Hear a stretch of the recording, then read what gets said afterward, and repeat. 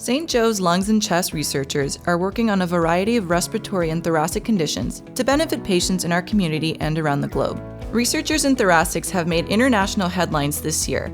Dr. Wael Hanna and Dr. John Agzarian have made the most significant advancement in esophageal cancer surgery in Canada in more than 2 decades. Using surgical robotics, they performed Canada's first fully robotic esophagectomy, which allowed their patient to recover much faster than those who received traditional surgical methods, with better post-surgery quality of life. Dr. Anthony Adili, Chief of Surgery, thanked our donors who made it possible for St. Joe's to offer robotic surgery, which is not yet funded by OHIP.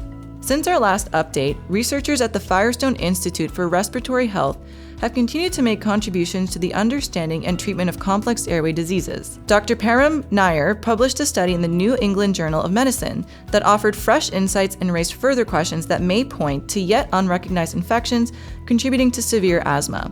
More recently, Dr. Nair was elected as a fellow to the Canadian Academy of Health Sciences in recognition of his enormous contributions to respirology.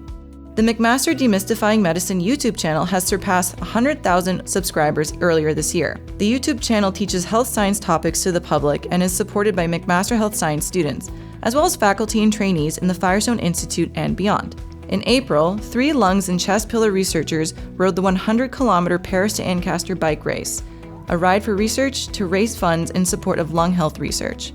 And Firestone researcher Dr. Manali Mukherjee made international headlines as an immunologist studying long COVID who also experienced it firsthand. This emerging and not yet understood syndrome features long-lasting symptoms beyond the acute phase of COVID-19. Dr. Mukherjee, Dr. Sarah Spenningson, and their team recently published a study in the European Respiratory Journal that showed signs of autoimmune disease in those with long COVID. Their research is vital to understanding long COVID and ultimately creating new and effective treatments. Researchers in the lungs and chest pillar are helping the world breathe better.